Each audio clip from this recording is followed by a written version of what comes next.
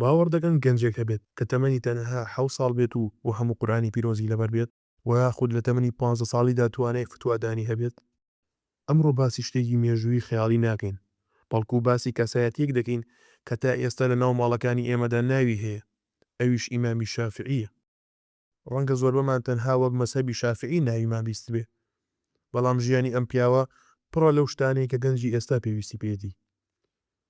وەرم با بە کوردی پێتان بڵێم بۆچی شافعی ئەوەندە جیاواز بوو. لەم بەشەدا پێشەکێکی کورد لەبارەی ژیانی ئیمامی شافعی وانێ دەخینە ڕوو. شافعی لە ڕیزبەندی لەدایکبووندا سێمی 4 پێشەواکەیە، ئەو پشتگیری فەرموودەیە و وەنوێکەرەوەی سەدەی دووەمە. پێشەوە ئەحمەدی کوڕی حەنبەل وتوێتی لە پێغەمبەر صلی الله عليه وسلم گێڕاوێنێتەوە کە خوای گەورە هەر 100 ساڵێک کەسێک دەنێرێت بۆ ئەم ئومەتە بۆەوەی ئاینەکەیان بۆ نێو بکاتەوانێ. عومەری کوڕی عەبدولعەزیز لەسەر سەدەیەکدا بوو و ئومێدمەیە شافعی لەسەر سەدەکەی تردارێ. جا ئەگەر ئەحمەدی کوڕی حەنبەل ئەم قسەیە تەنها لە بازنەی چاوەڕوانی و پێشبینیکردندا وت بێت، ئەوە کەسانی تر دوای ئەو هاتوون بە ڕاشکاوی ئەم حکمیان لەم بارەوە داوە. لە ساڵی 303دا کەسێک هات بۆ لایم ئەحمەدی کوڕی سوڕێکی قازی کە پێشەوای ئەهلی زانست بوو، پێی وت مژدانە بەرێکە خوای گەورە هەر 100 ساڵە کەسێک دەنێرێت بۆ ئەم ئومەتە بۆ ئەوەی کاری ئاینەکەیان بۆ نێو بکاتەوە.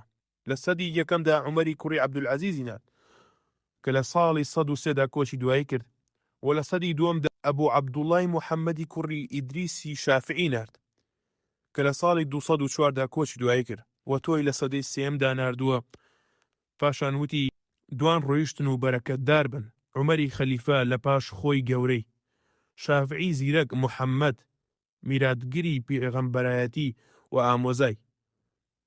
مژدەبێت ئەبوو عەباس تۆ سێمیانی دوای ئەوان بۆ ئاودێری خاکی. ئیبن سوڕەیج بە گریانەوە هاواری کرد و وتی ئەم پیاوە هەواڵی مردنی خۆمی بێدا. ئیبن سوڕەیج لەو ساڵەدا مرد. لە پاشان جەلالەدین سووەیتی هات هۆڕاوەیەکی دانا ناوینا تحفة المهتدین بأخبار المجتهدین. لەوەدا باسی ئەوەی کردووە کە نوێکەرەوەی یەکەم لە 100 ساڵ یەکەمدا پێنجەم خەلیفەی ڕاشیدین عومەری کوڕی عەبدولعەزیز بووە و شافعی نوێکەرەوەی 100 ساڵی دووەمە، ووتی ئەگەر لە 100 ساڵ یەکەم عومەر هاتبێ خەلیفەی دادپەروەر بە کۆدەنگی و دانپێدادان، و شافعی لە دووەمیدایە لەبەر ئەو زانستە بەردەوامی کە هەیەی. شافعی لە سەردەمی عەباسیەکاندا تەمەنی بەسەر بردووە کە سەردەمێک بووە ڕۆشنبیری تێیدا گەشەی کردووە و وەک دەزانین وەرگێڕان بەرفراوان بووە و فەلسەفە گوازراوەتەوە و زانستەکان تۆمار کرد. کۆمەڵگە ئیسلامی خەڵکی جۆراوجۆری تێدا بوو، ڕووداوی کۆمەڵایەتی زۆر ڕوویاندا، ئاڕاستەی هێزی جیاواز دەرکەوت، بەڵای زیندەقی بە ئاشکرا موسڵمان بوون و بنهێنی کافر بوون پەرەی سەند بوو. چەند کەسێک هەوڵی ئەوەیان دەدا کە خراپەکاری و بەدڕەوشتی لە ناوگەلدا بڵاوکەنانیە. کۆمەڵێک لە زانایانی کەلام و کەسانی تر بەرپەرچی ئەوەیان دەدایەوە کە لە ئومەت دەرچوو بوون. سیماکانی جاکاری لە نێوان قوتابخانەی فەرموودە و گواستنەوە لەلایەک و قوتابخانەی بۆچوون و عەقڵ لەلایەکی ترەوە. جیاوازەکانی نێوان ئەم دوو قوتابخانەیە بەڕوونی دەرکەوت.